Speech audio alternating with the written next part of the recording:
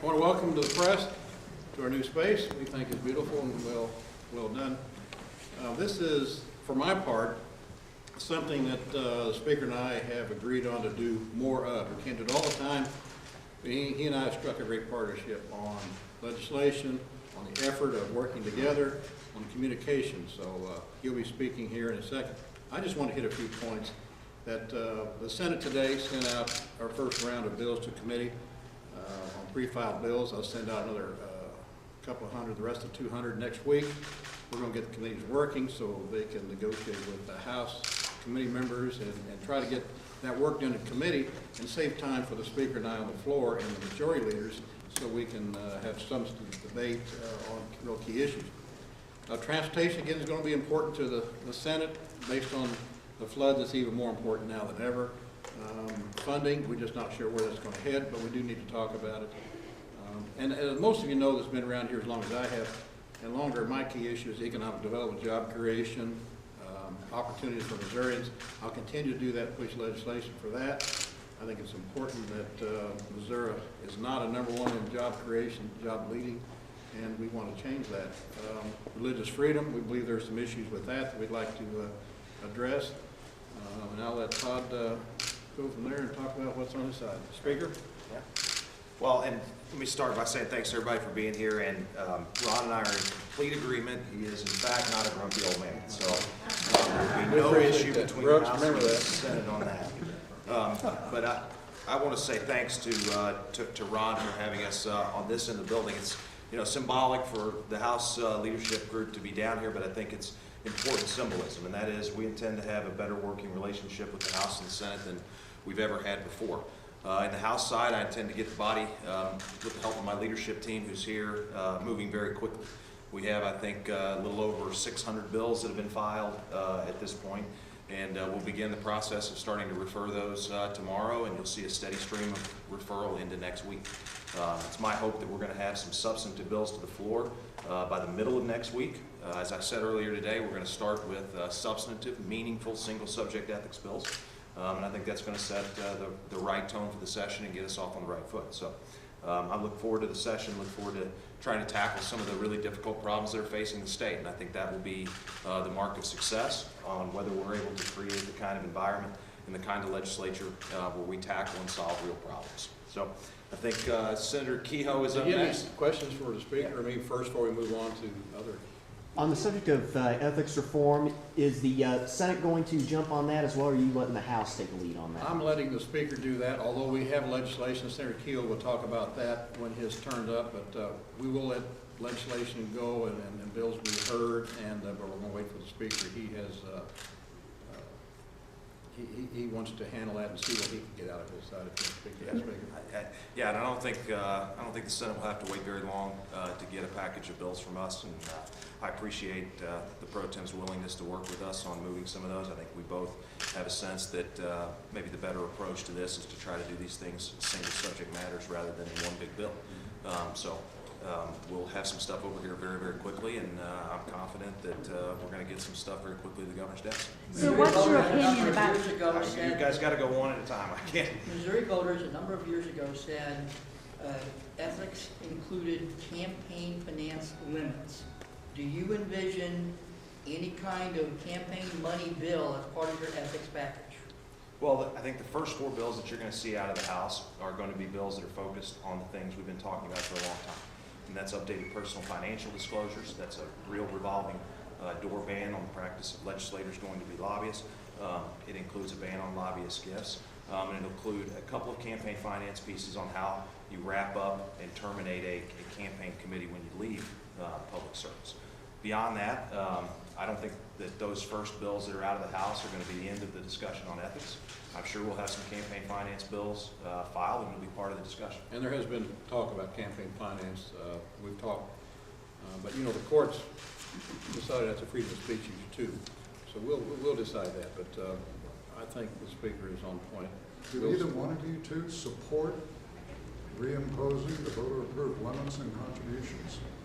We haven't talked about that. I mean, it's only day one. Give us a chance to. We only start meetings at 6 o'clock a.m. Speaker Richardson, what is the Senate and the House on transportation. I've talked to a few people, and some of them were saying that what Senator Livo is wanting to do, some penny and a half, 3.5 on diesel, people wouldn't even notice with lower gas prices now, and that would make it easy to do. How easy is it politically, and how about more? Well, I think the sentiment that you will see in the House, in the House on that issue is the same sentiment you've seen in the Senate on that issue, which is find some people that think it's a reasonable and fair proposal, and you'll have some that don't think that's the right approach. I think what's critical in transportation funding is that we have to make funding a priority. And I think there's some things we can do within existing revenue streams to help make that possible. That's where the House is going to start its efforts. Would you elaborate on what Senator Richard mentioned, talking about transportation, the need being heightened now with the damage done by flooding and creating a greater strain on what funding MoDOT does have? MoDOT clearly worked overtime and went above and beyond over the last several weeks to try to keep roads open as long as they could and to get them reopened as soon as they could after they had to close them. Obviously that's created some cost impact that they didn't expect and build into the budget, but we're going to have to talk with them some more to figure out what the real I fiscal. mean, that flooding on I-44 out there on 141, I mean, these poor people in Eureka, I mean, yeah. The Speaker and I are going to have to delve through that. We don't have all the answers, but I suspect we'll come up with a plan.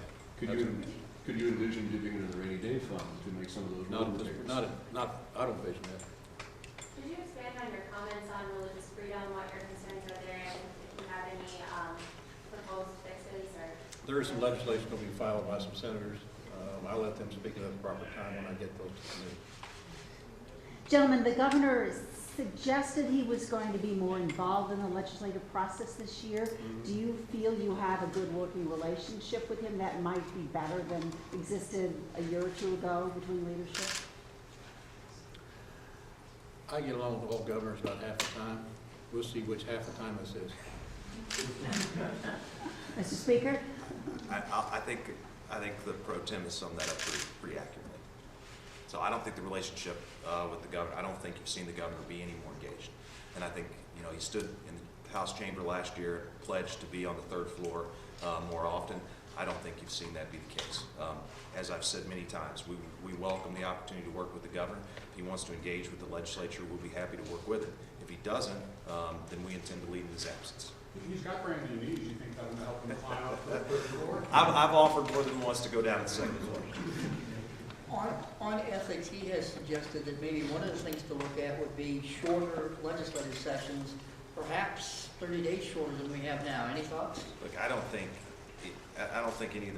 any of the problems we have in this building happen because we're here 30 days longer, and I don't think any of them be solved if we're here 30 days shorter.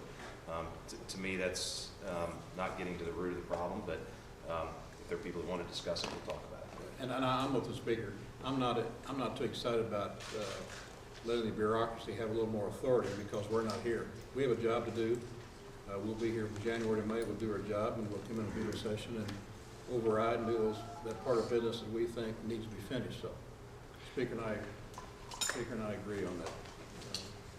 Is it a priority to address the issues with Missourians' IDs being taken now by the federal government? And you've got if you're going to address that, you've got a very tight time frame in which to do it. Our Todd Scott, our Senate attorney, is advising the caucus today, and we're trying to decide how to respond. And I suspect. Yeah, we're doing the same on the House side. I've asked Chairman Harr and the Emerging Issues Committee to take a look specifically at that issue, and I know he intends to move very quickly to try to get some answers from the Department of Revenue on exactly what the problem is, and I expect he'll begin that work next week. Okay. Senator Keel, you, and then Representative Serpong. Thank you. I'll be brief and let my House counterparts go. First of all, it's an honor to be here. I'm serving this building. I've been in Jefferson City community almost 30 years, and you know, to be in this position is something I never dreamed of from my colleagues or for my constituents.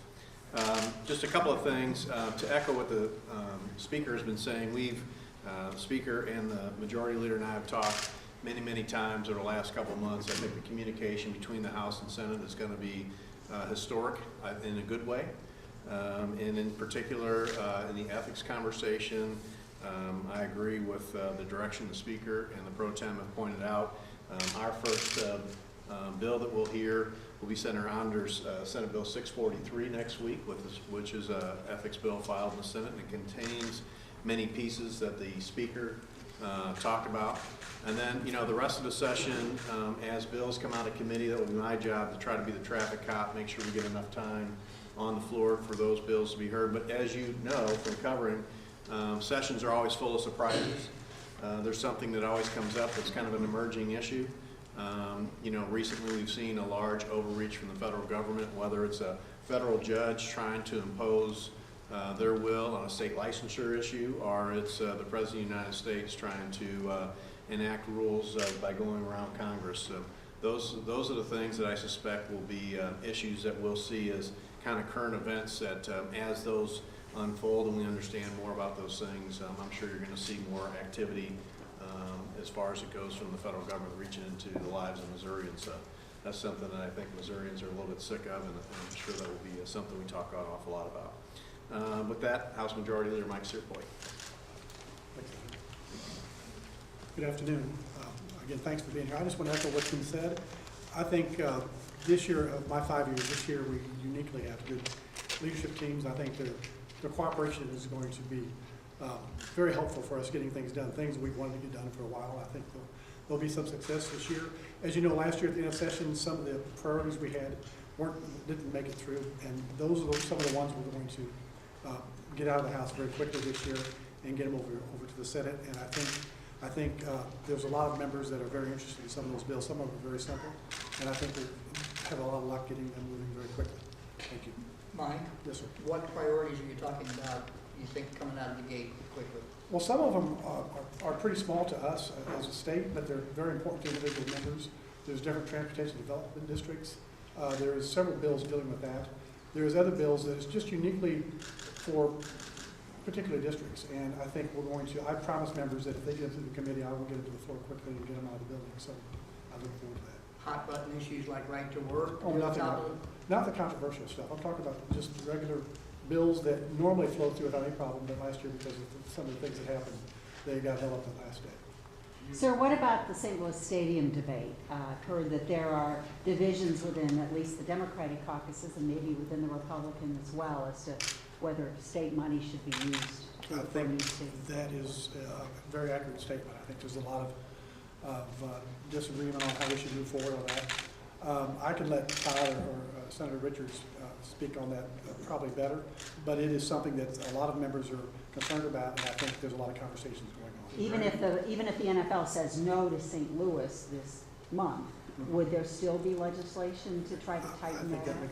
Look, I think the issue as it relates to the stadium isn't whether St. Louis is or should remain an NFL city. It's about the process that ought to be used to obligate the people of this state to 30 years worth of additional debt. I think the House Republican caucus and many in the Democrat caucus have been very consistent and clear that we don't think the process the governor is using to try to do this by executive fiat is the right way to do it. And so that's the real problem we have with where things stand at this point. The governor's intent on continuing to go down the road of trying to do it that way, I think you're going to see a robust legislative response. And again, the Senate is not opposed to the NFL stadium. Apparently, Mr. Kroenke sent out some information just some time ago in the last hour or so about a letter that, you know, and according to the tweets that I get from my staff, that it's kind of raised the ire some people in St. Louis and things. So, you know what? Let's let it go where it goes. My main goal is on the St. Louis is keep NGA, the geospatial there for that 6,000 jobs. My focus is that and making sure Illinois don't get it. I want Missouri to have that. I want to protect those 6,000 jobs. Mr. Speaker, follow up on Betsy's question. Last year, there were members here in the Senate who charged your predecessor, the Speaker, had blocked a House vote on a stadium bond issue requirement for a vote of the people or legislative approval. Will you allow a bill that would essentially negate no voter approval, no legislative approval bonds? Are you willing to allow a vote on that on the House floor, debate on it? Well, I think our position has been clear. We think the way that this ought to be done is with legislative approval or a vote of the people. And so to the extent that there are ways that we can execute that, we'll be willing to do that. Now, whether that is an issue for a statutory fix or a budget fix remains an open question. Will you stop the House vote on it? I sent a letter saying I don't like this approach, so I think that probably suggests pretty clearly that I will not. Do you plan to try to push right to work through again this year? You speaking to me or the speaker? Either one. Both of you. I've indicated to the speaker that we probably wouldn't take it up this year. He don't think he could muster 109, so we're going to do things that we agree on this year, so that's probably not going to be an issue at this time. Now, that's not, if things change, the speaker and I will decide, and we'll let you know at the proper time, but I think right now it's not on our radar. In the House, for our leadership team, labor reform is going to remain a priority. Now, what particular components of that we decide to actually move forward, I think is an open question at this point. We'll work with the Senate to find out what they think they can move, and we'll work with our members to find out what we can move with a veto-proof majority. Speaker Richardson, you mentioned flooding in your opening day address, and Minority Leader Hummel said it's the most important thing facing the state right now. What can the legislature be doing in terms of flooding response? Do you see anything that you need to be doing here in this building and to help people recover? Well, Go ahead, Coach Speaker. look, we need to make sure that people have the resources they need to recover from this kind of devastation, and we'll work with the administration to try to make sure that those resources are available, but it's going to take some time before we can figure out just exactly what that means. So I want to let Pro Tem Hoskins have a couple minutes. Thank you everyone for coming out to the press conference today. You know, as Speaker Richardson said, over this next week we're really going to focus on a lot of those ethics bills. I believe Chairman Barnes is going to notice up for committee meeting on Monday or Tuesday and hear a lot of those ethics bills and have a lot of debate and discussion on those, including one of mine related to personal financial disclosure. Basically would take it, we would file twice a year, the personal financial disclosure. I know there will be a lot of other ethics bills as far as the cooling off period, lobbyist gifts, and it should be a robust discussion on that. And then after that, you know, we talk about right to work. We're going to look at a lot of other economic bills, economic development bills that come up after that, including the Big Government Get Off My Back Act. My House Bill 1870 says no new rules or regulations on our small businesses, which I think is very prevalent with the EPA and some of the discussion we've had with EPA as well as Obama's executive orders on small businesses that sell firearms. It also provides small businesses with 50 employees or less. It gives them a tax deduction of $10,000 in order to try, if they hire additional employees, that pay at least the average county wage. So I look forward to this next session, and I think we've got a lot of big issues on our plate. I think we've got a good leadership team both in the Senate and the House to tackle those. Sir, how successful would you anticipate being challenging the federal government and not winding up in court over it? No, I think the majority of Missourians have spoken, and at least my constituents back home in the 54th District, they don't like the executive orders that President Obama has filed, and so it's something that we're definitely going to take a look at. And I know that we have a couple resolutions, I believe, that are coming up about those executive orders as well. Does your personal financial disclosure bill require that these be posted online? It's the only thing that is reported to the Missouri Ethics Commission that is not available online. You know, currently it does not. What it says though, it says that instead of, I mean, currently, if something that would be required to be disclosed on a personal financial disclosure right now, I would not have to disclose that till May 15th, 2017. And so what this says, it says anything from January 1st through June 30th would have to be reported on July 15th, and then anything from July 1st through December 31st would have to be reported January 15th. What good does it do voters to have twice a year reporting if they can't see the disclosure forms without going to Jefferson City or writing to the Ethics Commission and paying for copying charges? Well, Marty, that's why we need good reporters here in the Jefferson City area to go find these things out for us. Keep looking. Well, I mean, is that an issue that you would like to? That's something most certainly that I would consider about posting those online, having those just be like campaign finance reports. That's the first discussion we've had on that, so most certainly that would be something that will come up in committee and that we will definitely consider. how far are you all willing to go on the University of Missouri? There's been talk of cutting the budget. There's been talk of restricting their ability to provide clinical privileges to doctors who are performing abortions. There's been reaction to the protests on campus in terms of perhaps, Representative Bratton's bill that was introduced and withdrawn. What do you see as anything that the legislature needs to do to address the issues that have been raised about the University of Missouri over the fall? On Planned Parenthood, the only thing one of the main things I'm concerned about is Planned Parenthood not honoring a Senate subpoena. We think that deserves the respect of a subpoena. After that, we'll see what the budget, there's a lot of people who don't like Mizzou right now for various reasons. We'll see what happens. Gentlemen, what about the question of funding education? The Democratic leadership said that's a priority to try to reach the full foundation formula funding level. Is there any chance of that this year? If you can help us find some money in the Senate, we'd be glad to help, but we'll wait for the Speaker to send over his budget, Chairman, and see how we can handle it. They suggested that tax cut Oh, that's, is taking look, $800,000. anybody that's suggesting that the tax cut, the first phase of which goes in this year, has had anything to do with the ability to fund the foundation formula is just not being genuine with the facts. The facts are that over the last 7 years of the Nixon administration, we've seen expenditures in Medicaid grow by 26%, while states' general revenue has grown by less than 4%. Over that same period of time, we've only grown K through 12 education funding by 9%.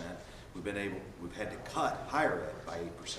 So we want to look at where the problem is at finding additional money for the priorities. Quit blaming tax cuts that just got phased in and start looking at the root of the problem, which is the ever-growing and unending expansion of Medicaid costs. And frankly, as far as I'm concerned, the Senate's willing to look at additional tax relief. I mean, businesses need some help. This hasn't been the greatest economy in the last 4, 5, 6 years, and we think of incentivizing the business to hire people as part of tax relief. So I think that's been part of our discussion too. Mr. Keogh, this is probably the most appropriate question for you. Given the difficulty of this General Assembly dealing with gas tax increase with toll roads, is it time this General Assembly should begin looking at returning some of those roads the department can't maintain back to local governments? Well, you know, that's an idea that's been bantered around for years, since the 50s, when the Department of Transportation made the deal to take what's called lettered routes right now, farm to market roads, if you will. You know, I think everything's on the table to look at, and I've said that for years as I've been involved in the highway discussion. The thing you got to remember about those lettered routes is those are the ones that aren't receiving any maintenance dollars per se right now because the budget constraints are so tight. So if you gave those roads back to the counties, you wouldn't necessarily be increasing the resources that MoDOT had to deal with it, because they're not really spending much money on those now.